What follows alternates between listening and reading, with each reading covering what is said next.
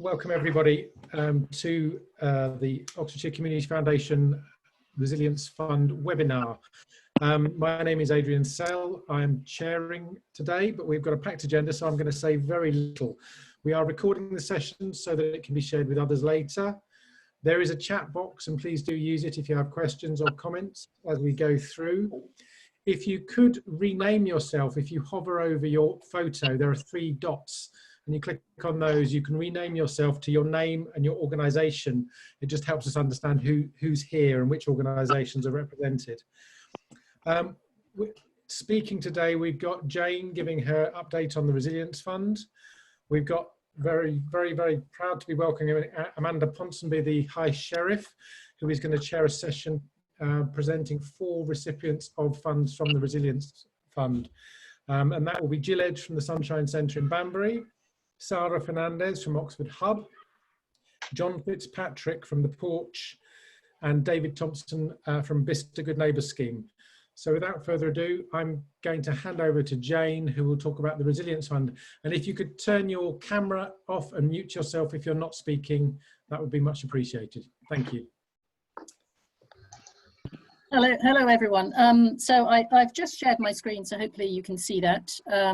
Although we're not going to have a lot of slides today because we are absolutely delighted that Amanda Ponsonby is with us today. And I think what we're hoping is that this might be the start of a very new format for the webinars, because it's pretty obvious now we've given out quite a significant amount of money to a number of organisations that are doing fantastic work, and I think that everyone we speak to wants to hear about that work, so it would make sense as High Sheriff for Amanda to hear from those organisations and find out about what's going on around the county. So we are really excited, and one of the organisations today is the Porch.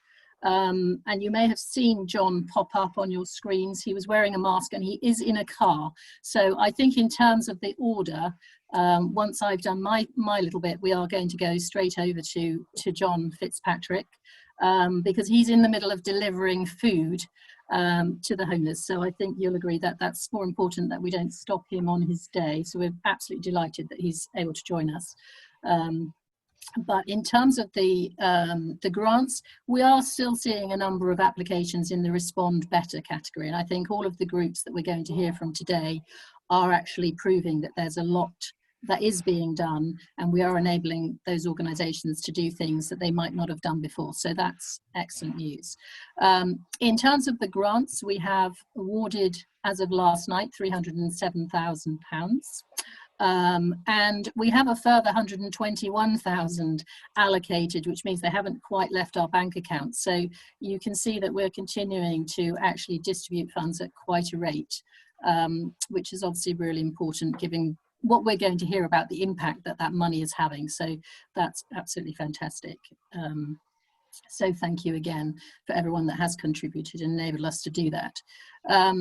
Because Amanda is here, we've slightly changed the format of how we're distributing or showing how we're distributing the funds around the county. It's still by the MP constituency, but obviously I know this is an image that Amanda holds close to her heart, being High Sheriff of Oxfordshire. And you can see that we are getting, fairly good coverage around the county. And today we've got groups from different areas of the county. So the Sunshine Centre in Banbury, obviously in Cherwell, as well as the Bicester Good Neighbour scheme. And then we've got Oxford Together and obviously the Porch in Oxford East. But the intention again for the webinars is that hopefully we can maybe have webinars that focus on particular areas of the county, because it's an opportunity then for the organisations who come forward to hear about other organisations in their area and find ways to maybe join up. In terms of the donations, we're just teetering below the million. I can say that we do have funds on their way into our bank account, which are going to take us over the magic million, but it's still a fantastic effort, and we're just delighted with the response and the generosity that people are sort of giving in terms of supporting what we're doing. But I guess the key thing for us is about where are the webinars going at the moment, because we want to really find out more about impact. I think from the groups that we're going to hear from today, it's pretty obvious that we're doing some amazing things, and perhaps out of all of this we're learning how to do things differently, which might absolutely enhance what we do going forward. So I think for us it's really understanding what are the things that you're learning as organizations, the way that you're able to help, that we might be able to scale up and enable you to do that. Because I think that's when we're going to be looking at the sort of recover stronger, which one of these ideas, there may be more than one, are actually offering the opportunity to really do things differently, so that we never actually return to what was normal, and actually we create a new future. So I think with that optimism, I'm going to try and perhaps patch in John Fitzpatrick if he's still there. Can he hear us? John, are you there? He's on mute at the moment. Yeah, can you hear me? Hello, I shouldn't be. Can you hear me? That's amazing. Oh. Hello. Oh, yeah, can you hear me now? I can hear you. Oh, yeah. So my name's John Fitzpatrick. I'm from the Porch. Do you want me to just walk you through the 5 questions that were asked? That would be wonderful. Yes. All right. So I'll start off by briefly explaining about the centre and what it is that we do. So we're based in East Oxford, and we provide day services to the homeless and the vulnerably housed. We don't do any accommodation. And I suppose primarily what we offer is 2 hot meals a day that are sort of freshly cooked on the day. And then, you know, people have got access to support workers, to laundry facilities, shower facilities, an IT suite and stuff like that. So it's really day services for the homeless and vulnerably housed. In terms of COVID-19, we were a little bit ahead of the game. Our centre manager, luckily, got worried about COVID-19 before the government did. And so a couple of weeks ahead of lockdown, we'd already started planning for what our response was going to be. So 2 Tuesdays before the lockdown, we closed the centre and we had a full staff team meeting. And my first question to the staff was, were they willing to continue working? Or did the staff feel that actually circumstances dictated that we close the centre? And luckily, all of the staff, without any, you know, exceptions, agreed that we, as much as we could work in a safe manner, then we should continue to do so. So what we decided was that we knew we were going to have to close the centre because we knew that lockdown was going to happen. And so we sort of asked ourselves, what is our role? If we close the centre, what is our role in relation to homelessness in Oxford? And we came up with 2 things. We came up with hot meals for the rough sleepers, so that's people who aren't necessarily engaging, you know, don't want to go into hotels and are choosing to stay out on the streets. We decided that it was important to provide a service to them. And then we also decided that we would work to support the existing supported housing providers. So we know that we can make contact with their clients because a lot of them are our members as well. And because we know them, because we've got a working sort of therapeutic relationship with them, we knew that we could help out if there was any sort of help needed and stuff.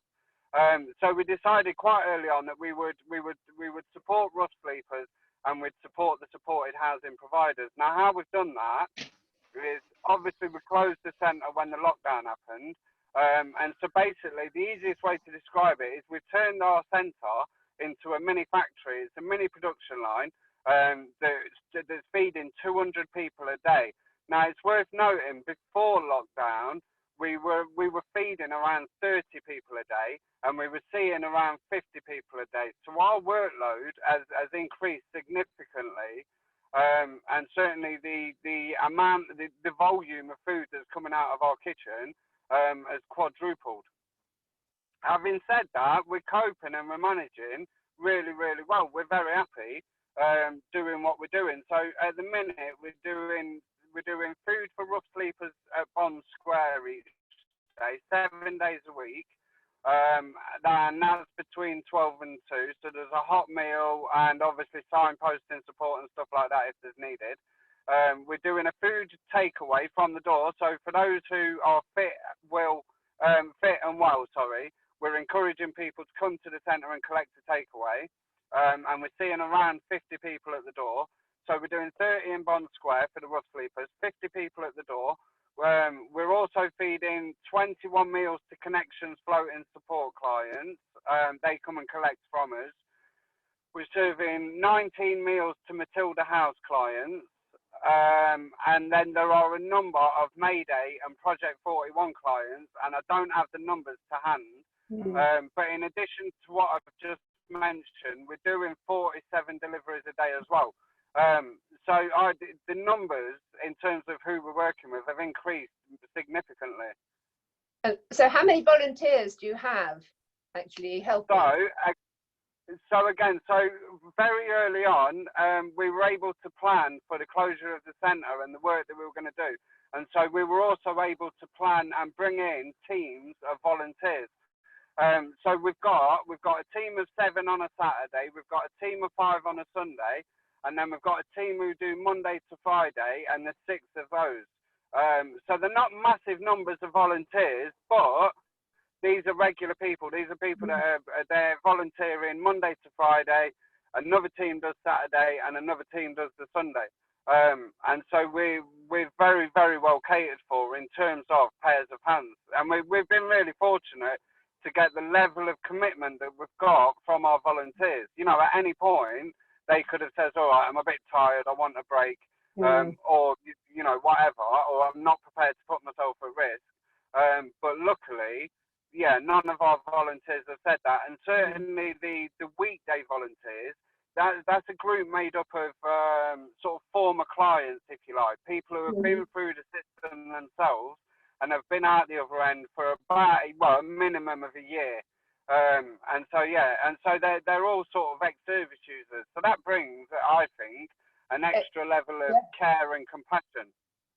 And so, how about your allotment? Have you managed to keep that going in the crisis? No, we've not, is the truth. I'd love to say that we have, but no, we've neglected our allotment. It's been all hands to the pump. We've secured funding though for a part-time position to oversee the allotments.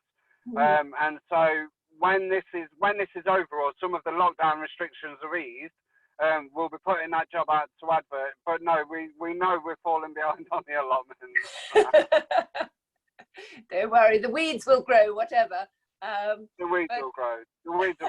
So just to talk about, so in terms of what we spent the money on for OCF, I'm trying to remember the questions that were in the email. So forgive me if I'm missing anything. You're doing really well. So I suppose it's what you've achieved with the extra funding, and whether there are things that you're learning because of the crisis. I mean, there are always silver linings from every difficult situation, and I think actually, obviously, everyone pulling together, like you say, your volunteers sound a wonderful group, and you know, that is a silver lining. But also, there will be things that you will be learning, and you're thinking, yeah, that works really well. You know, we'll embrace this going forward. Yeah, I think on that, I think I'd need a bit of time to reflect on that, to be honest. I'd need some time to sort of sit and think about it. I mean, what I can say in terms of the funding and the funds that we've had sort of donated to us specifically for the COVID-19, what they've done is they've enabled us to go forward without having to be overly mindful of costs and you know, sort of without financial restrictions placed on us. And what that meant was that when we sat together as a team and said, okay, this is how we want to respond, we had a green light. You know, there was no sort of nervousness or anxiety around overspending, because obviously we hadn't budgeted for any of this. And so the money coming in it just gave us the nod to go forward without having to sort of hesitate at any step of the way. it's not so much what we've learned, but what I would say is the real sort of benefit to come out of this is we have been approached by a number of community groups who either they either existed prior to all this, or they sort of sprung up as a result of this. And I think that some of our friends and colleagues who we didn't have sort of close working relationships with, we've now formed close sort of partnerships with, and we're receiving donations from people who might not necessarily have supported our work previously. Whereas now there's a real sense of everybody pulling together. And you know, if a service can't do something, then they're not afraid to ask now. Whereas before, it always felt like there was a slightly sort of competitive element to it, to our work.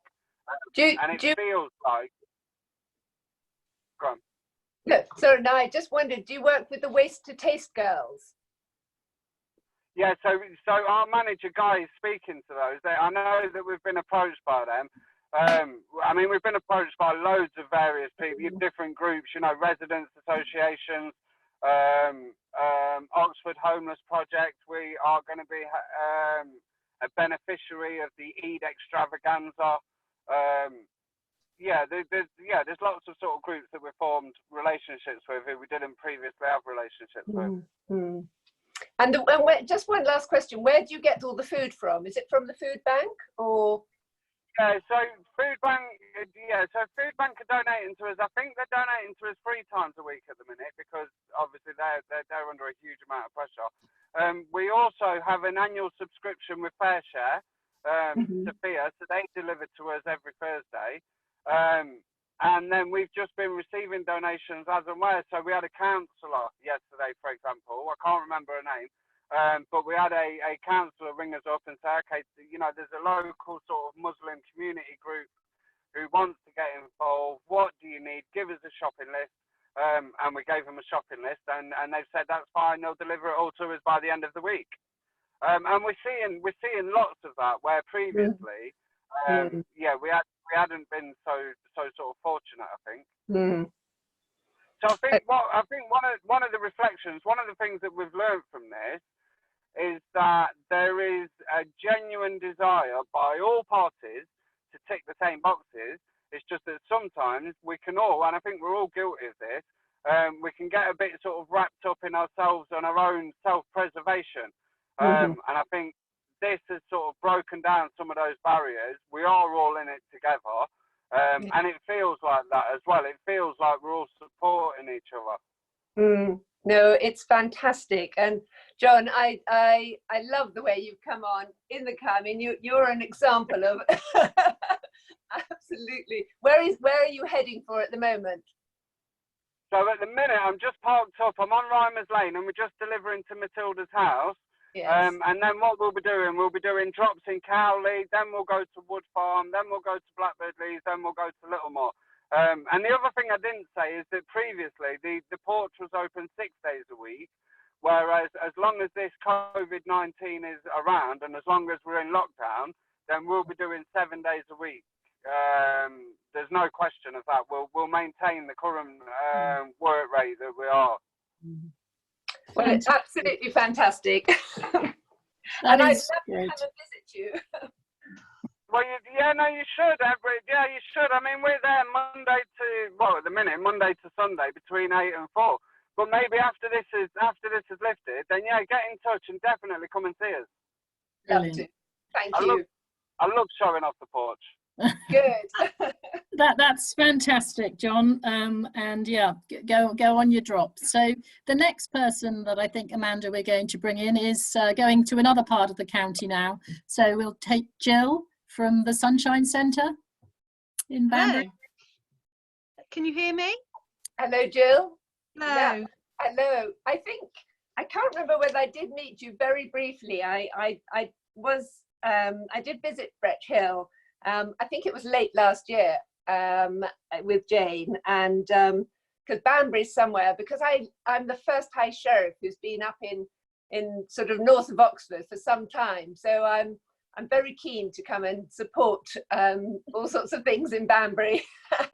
and Jane gave me a sort of sneak view of Brett Hill and the new boys club, you know, building that is perhaps just opened. And I think I saw your extension being built, which I imagine is now finished, is it? It absolutely is, and we opened it with the community in November, I think. But haven't been able to really. Tony Goldry came, so yeah. So we are based in. It's an amazing estate. Although we're based and we serve mainly the Breccia area and the Neathrop and Ruscott estates, because there are areas of deprivation. Through our partnership work, we do sort of spread much wider. So our aim has always been, because this project was initially started by the local community and local professionals, and so our ethos has always been, our mentor is, this project belongs to the community. So they are our driving force, if you like.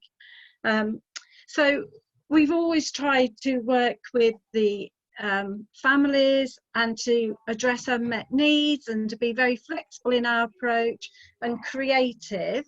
And over the years, we've built our centre up to having 30 staff and doing a range of things with a big emphasis on the early years, mental health of those children and domestic abuse, really. But we knew COVID was coming, like John was saying. We didn't expect shutdown to come quite as quick, if I was honest, so we had to think on our feet. But during COVID-19, what we've been doing is we've sustained our relationship with the families that were struggling, that was having one-to-one support from us, or were attending a parenting programme. We can't obviously contact the families that we know are subject to DA because that puts them at risk. So they have their weekly phone call, they can contact us, and we are still supporting two over the phone, two new ones really. So we have our weekly contact with our families that are most vulnerable, checking in, are you all right? Some are going through court, and it's a very anxious time because you probably are aware court is operating very differently at the moment. You know, going to court was one thing, but having to do it over the Zoom meetings is quite stressful. So we are supporting them through that. And then we've got the key workers children in, so we've got 18 across the week at the moment. Key workers children, so that the parents can carry on saving. And we've got 110 on our food parcel list now, and that has absolutely took us by amazement. When we first started it, because we always did a little bit of food, nothing big, but we knew that little bit of food was vital to some families, so we very quickly took Sophia up on their offer and got them to deliver us some parcels. But it has just grown, so we now have 3 days a week we collect food from Marks and Spencer's, 1 day a week a volunteer collects it from Morrison's, we get it from, who else do we get our food from? Morrison, Sophia, M&S. We've had it from companies I didn't even know existed in Banbury, such as Food Digital, never heard of them. We've had additional fruit and veg, which was amazing, from Food Warrior delivered here. And through our partnership with our midwives, because that's another of our groups that we're very keen to continue working with, Sainsbury's have offered it to the midwives, but they're bringing it here so we can put packs together for the antenatal women. And it, you know, it has a bit more in it. It has sanitary towels and it has breast pads. You know, the things that in February, when these women were thinking about delivering a baby in April and May, had not got everything together, and that's okay. But it's really hard now. I particularly wanted to ask you about the new mums, because I know one or two people who've given birth to a baby in this time, and you know, your first baby is such a shock, and to be, you know, you come out of hospital, you go home, but there's most people are lucky enough to have a mum or people around who support you in those first weeks and months. And you know, it's a frightening thing, a first baby, you don't know. So but you're obviously being able to support those people. Yes, and some of we were working with Oxford prior to the shutdown, and Oxford are still doing some of the support over the telephone. So we still have that referral link with our community midwives, because we're quite a tight group around these. But I feel for these parents, because the other thing you want to do is to show your baby off, isn't it? Exactly. You know, so some of them are having food parcels, and we encourage as many people to collect from our self-isolation area. So we kind of stood probably 12 feet from them, trying to look at their newborn baby to say, oh, well done, congratulations. Yeah. And in my head I'm thinking, this child may be walking before I get a cuddle. And we've had requests for clothes, so we've sorted through our second-hand clothes and circulated them, and we've tried with the laptops. But so the work has grown really, and I think we also, the activity packs, I was really keen that while these families were being asked to stay at home and not come out and socialise, that those little children that would have normally had a nursery had something to do, had crayons and all the basic things that we know they wouldn't have. But also we wanted to think of the whole family and think, you know, really, do they spend time as a whole family? Let's try and get them having fun together, because that's really good for the mental health. Yeah. So in our first lot of packs, we sent out lots of simple ideas. Create a obstacle course in your garden. You don't need cones and hula hoops. Fill up some empty milk bottle containers, and, you know, make a weaving course, and absolutely. You know, just play I spy, or do a scavenger hunt, but think about colours or things. You know, it doesn't have to be big and wonderful, but enjoy it. It's good for your mental health. We've had some really good feedback from people. So do tell me about Hungry Gorilla. Oh, Hungry Gorilla. Well, we don't miss an opportunity here to do a bit of health promotion and healthy eating. So Hungry Gorilla is a wonderful game, and if you pick up something that is not healthy when it's your turn, you pop it in the gorilla's mouth and he burps at you, I'm afraid. And you try to fill it's like a lotto, so you try to fill your card with healthy things like a cucumber and an apple, but then if you pick up a chocolate bar, that has to go to the gorilla. Oh dear. I'm sorry, but off it goes, and then he burps at you to say thank you. So the idea was that we could still get it, like the shopping list and that, we could still get some messages out there as well as have fun. And so, and the community have looked out for each other, and they've been really amazing. It's saying, oh, my neighbour's struggling, or my dad's in his 70s, but for some reason I can't get him a food parcel, so can I collect one from you? Yeah, that's fine. Eventually you may get a food parcel, but let's deal with here and now, really. Which is why I think the numbers have escalated. So we deliver we have counsellors that collect food for us, we have counsellors that deliver food parcels for us every week, because not everybody can collect. Because we've increased, we can put in now nappies for those. You know, we had a 3-week-old baby and they had no nappies. We can put nappies out to them. We can go and buy fresh milk and put in for those we know are self-isolating. I think their joy this week is toilet rolls. Yep. It seems to. There's something you don't. And we did toothpaste, because the dental hygiene, particularly around here, the statistics are not good. So we've put toothbrushes and toothpaste in as another gentle little message. We've had a member of the community email me saying, I've seen what you're doing, can we help, what do you need? I was going to say, how many extra people have you had coming forward? One, nappies, we get a regular delivery of a different size nappy every week from somebody that just buys it in their shopping, which is just amazing. We've had food, we've had toys.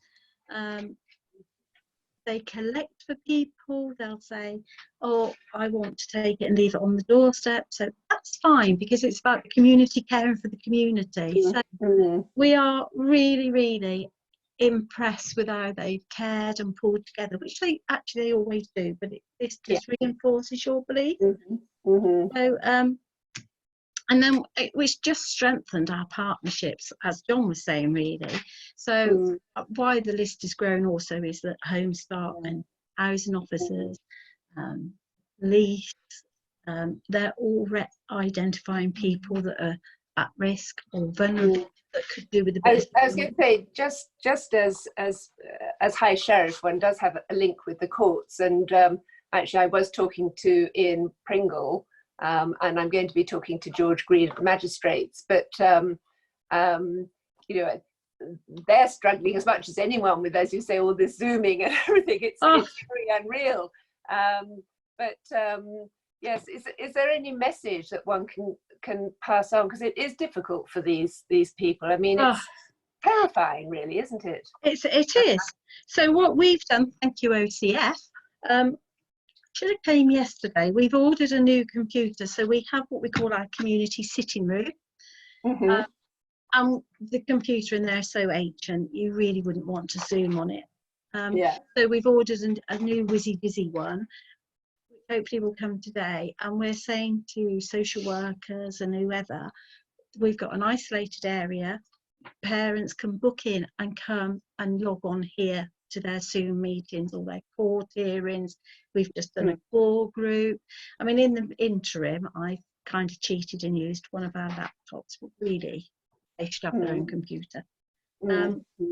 Just so they can use our network, not their data, because many of ours have only got mobile phones, they don't have IT. It's got its own entrance, so we're a bit unfriendly at the moment, you know. We don't let people over our front door, not even children. Well, we never think of you as unfriendly, and I think we are little pigs the same stay out there. Yeah, I'm very conscious that I think Amanda would love to talk to Banbury the whole time.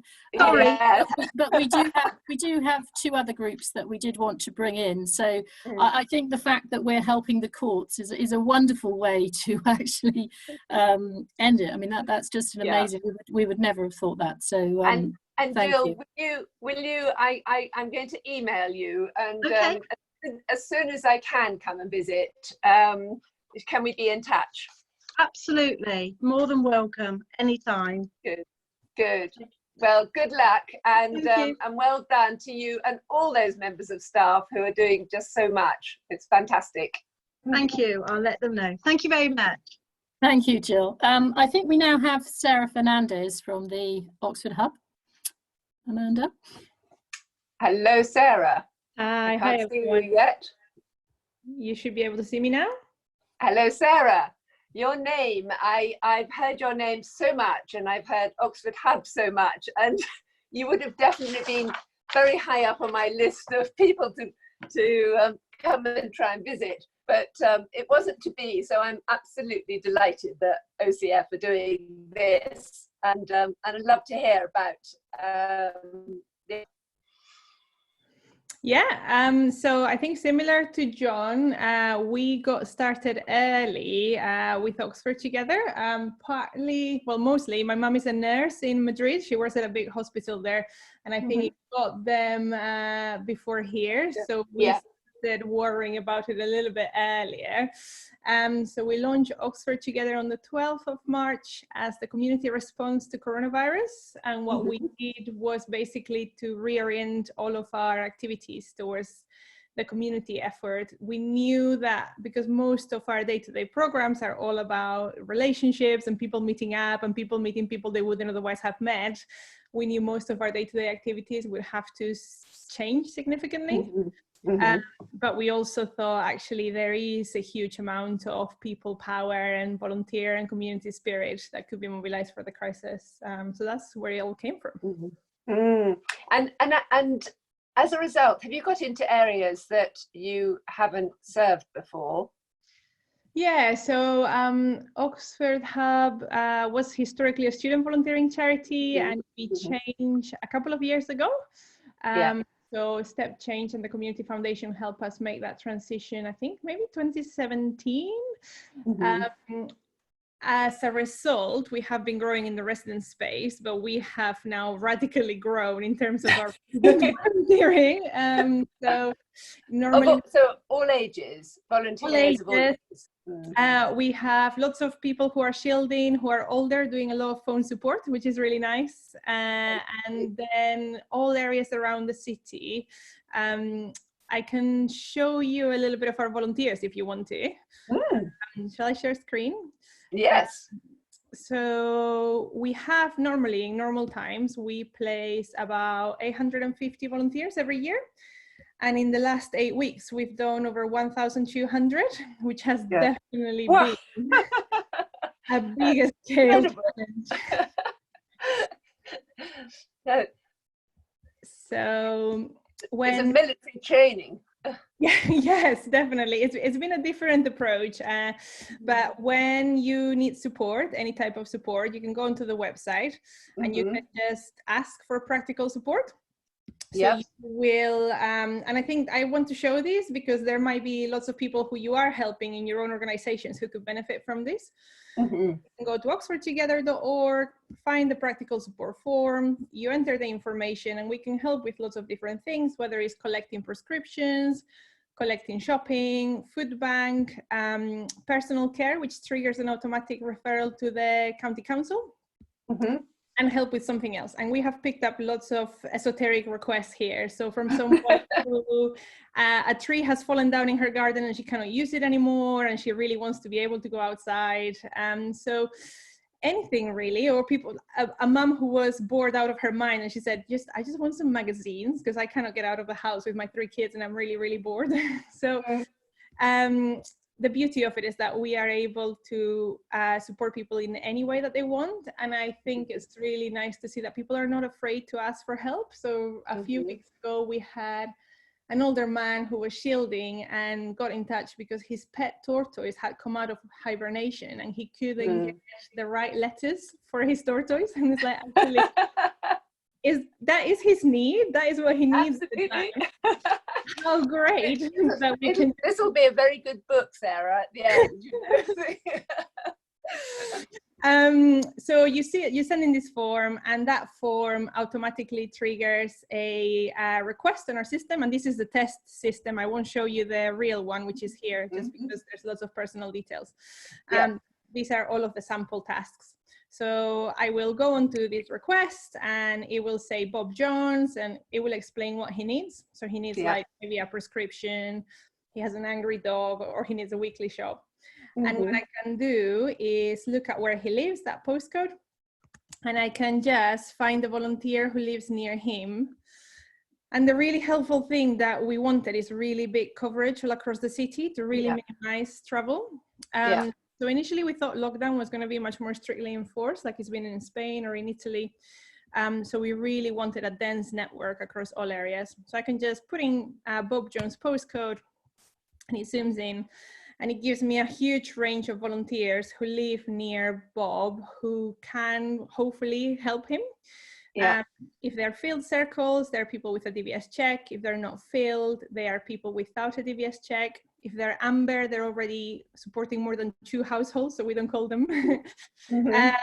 And there's 800 people all across the city ready to go. Together, they have fulfilled, as to last Thursday, 989 requests for support. And we are doing about 40 new, we're receiving about 40 new referrals every day. And most of them are matched with volunteers. Some of them are not appropriate for volunteers, but most of them are. And you get regular people who want some help every week, do you? And then, but then you're picking up new referrals all the time as well. So so we get about 40 new referrals a day, but there's lots of people. I think it's really nice because what we have seen is referrals have come down because actually people who needed help were sorted, 8 weeks ago, and we matched to a weekly volunteer and they're doing their shopping. And actually it's really nice to hear those stories of also those people getting to know each other. The friendship, I know. Exactly.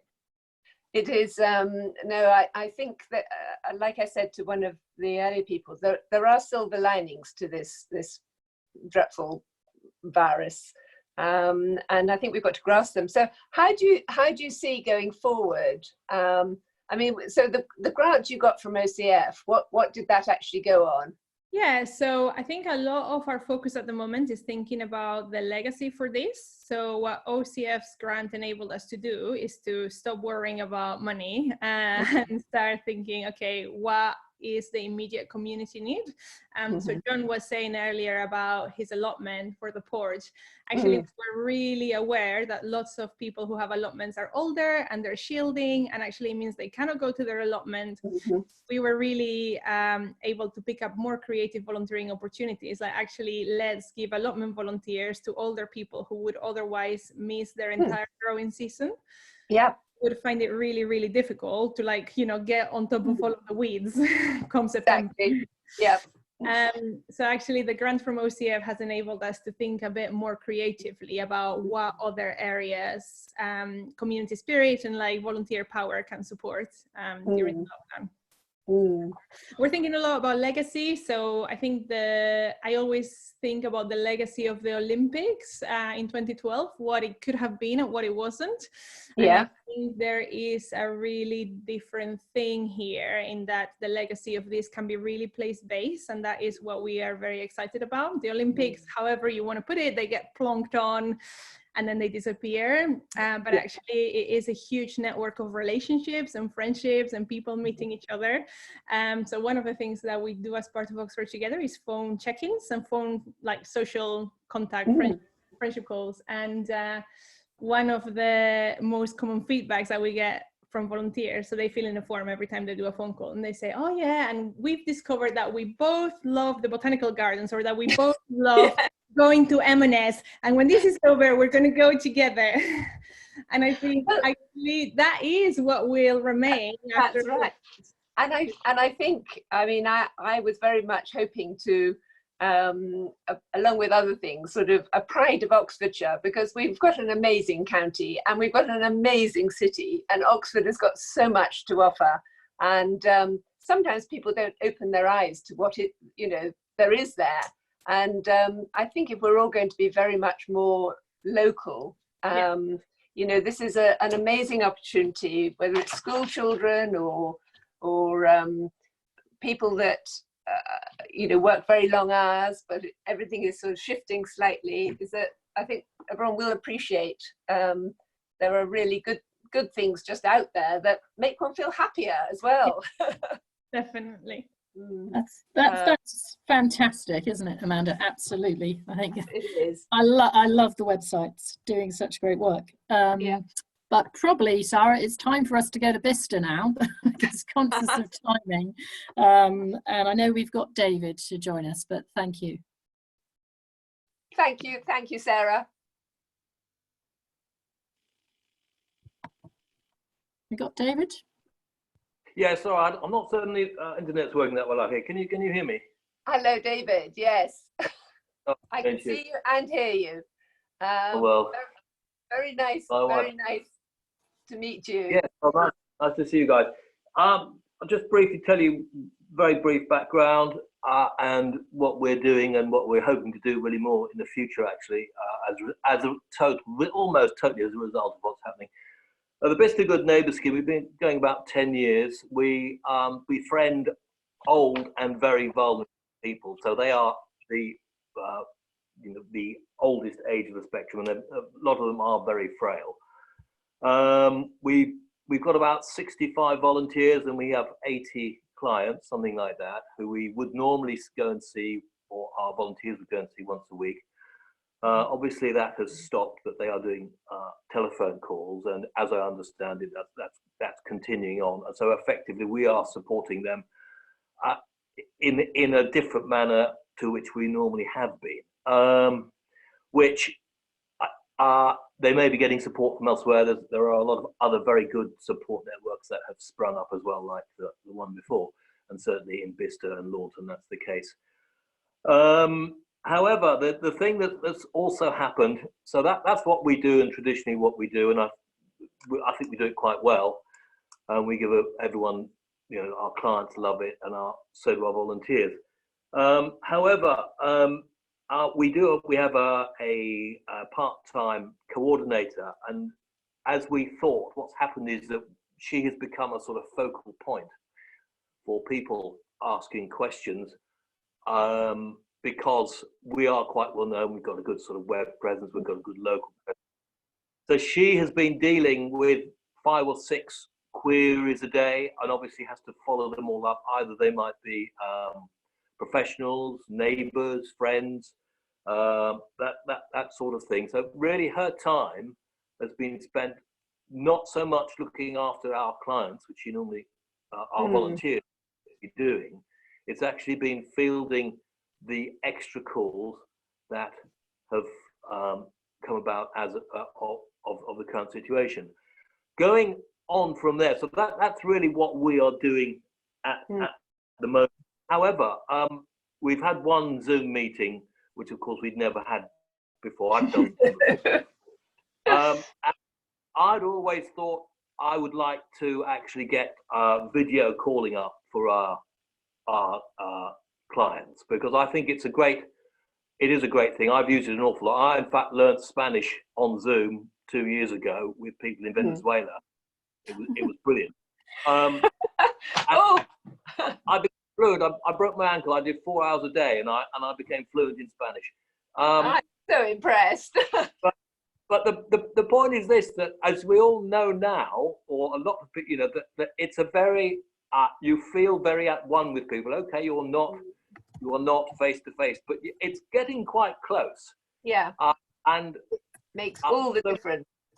Yes. So my idea, and in fact I am starting to sort of try it out with a tame lady in the village that I live in, and it's basically that I feel that if we could get tablets into people's houses, because some will have them, some they won't, and hook them. My idea is to sort of try and leverage the goodwill that we've got with neighbours at the moment, and if they haven't got an internet connection, see if we can piggyback off their next door neighbour, which I think will be relatively simple to do. Put in the equipment and really start to initially just engage in conversation.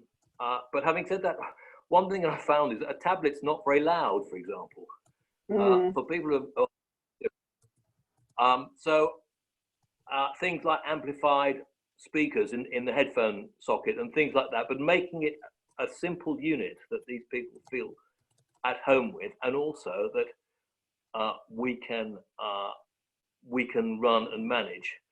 But the initial results are really quite amazing. The smile on her face when, you know, even just speaking to me in the morning, and she's got one of her daughters having a grandchild, great grandchild in May, so it's coming up in America.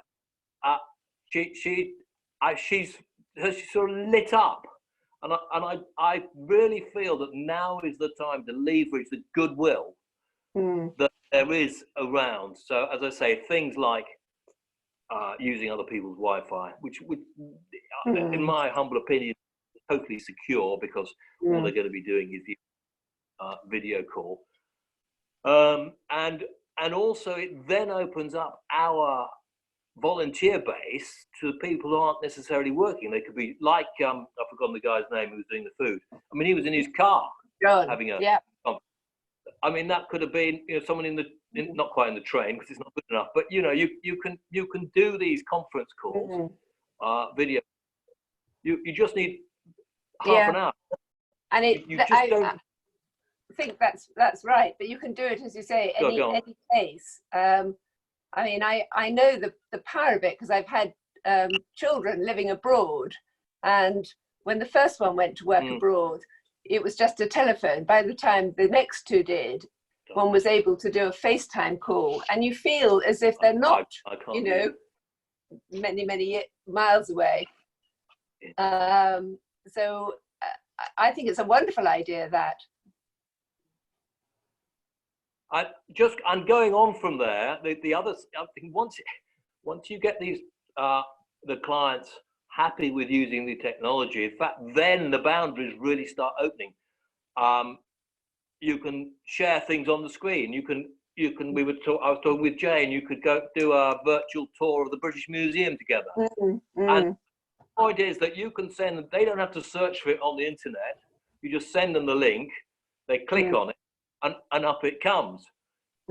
You could also do, which I've been doing, online exercise classes. Now, like this, and I've found, I mean, they really keep you motivated and together. Now, I think if we're looking in the future, we're not looking necessarily only 3 months in the future. We're looking really to build something that allows us to look after people better. And in 5 years' time, if you put in this infrastructure where people are having technology, I think you have, and you've then also got automatic support networks, because they are, the network's there. So that's sort of where I'm going, and I'm going to be spending quite a lot of time on, and just looking at how to. There's the practical aspect of it, and then there's the training, quote unquote, of the people doing it. Especially when it's in lockdown. I mean, I had a bamboo stick in my hand, pointing at her tablet. I do just think that it really, this is going to be one thing that's really going to boost all the economy.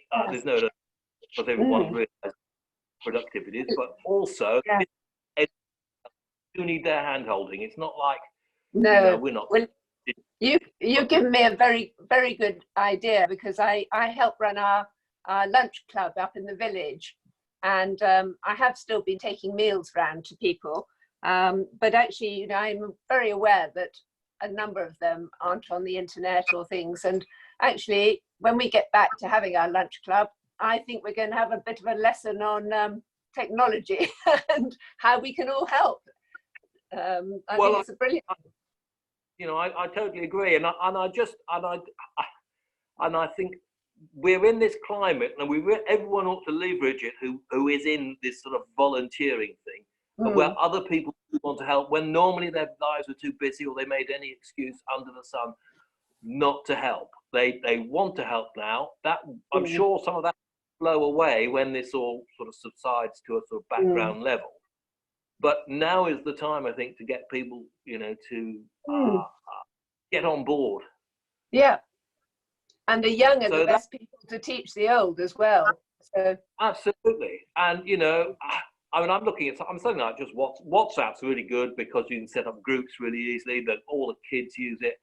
The video calling good. You can chat at the same time. You can, and it just means that instead of you getting a sort of 25-year-old thing, I've got to visit that old, lady who gets, I don't like, and you can, as I say, you can talk about, you find out what they like, research on the internet for 5 minutes before, and then you've got an hour's worth of conversation. Absolutely. So this will be, I hope, our legacy, going forward. Well, I'd love there we are.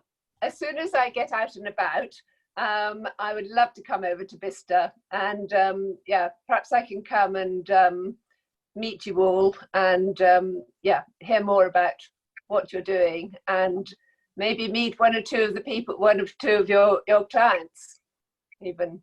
So yeah, sure, that'd be great. We'd look forward to that. We always like, John, we like to sort of show people what we're doing. I'll put my hat on. Okay. My uniform's not getting much use at the moment, so I'm. Well, I'm sure we do like coffee. We did have a coffee morning arranged for middle of May. That's obviously been. That will go. No. Okay. You arrange. If you arrange a coffee morning, I will bring some homemade biscuits. So. Oh, fantastic. Well, we'll supply the coffee. Okay. That's wonderful. I'm sure Amanda's biscuits will be great, won't they? You'd hope so, yes. Thank you very much. that's been a really fascinating series of conversations, and thank you so much to Amanda for hosting those, and thank you to all the people who have been participating in them. I thought it might be really nice if everyone turned their cameras on and we could all wave and just sort of say hello a bit more. I don't think we've really got time for questions, unfortunately, because I know people will have meetings at 3 o'clock to go to, but it'd be nice to see everyone's faces, and I've been taking screenshots of everyone at various meetings, so but it's really, really good for everyone. Everyone's still interested in these events and still turning out. And for one, you know, I think someone made a comment in the box about the legacy of some of this work, and I think that's some very powerful messages coming through about what will endure out of some of the good things that are coming from such a horrific event that we're all having to face. So thank you very much, everyone, for making the time this afternoon. Now, are we going to be back in a week, or are we going to be back in 2 weeks? I think we're going to probably give it 2 weeks, because obviously we appreciate that groups like the Porch are quite busy during the daytime. So we don't want to put demands on groups when they're doing such amazing work. But yeah, I know that Amanda's very keen, so we will find definitely formats, won't we, Amanda? And that would be wonderful. I can't thank you enough for arranging this, because it's been a really, really lovely hour. And I feel I'm sort of, doing a little bit of what I'd hoped to be doing. And well done to all OCF, because you're doing a fantastic job. And I'm just so amazed at the grants you've been able to turn around and get out to the people that really need this extra help. So, so well done, all of you at OCF. It's just fantastic. Keep it up. Thank you, Amanda. Thank you very much. Thank you very much, everybody. And to the team. Yeah. Bye now. Happy Wednesday. Thanks. Bye. Bye-bye.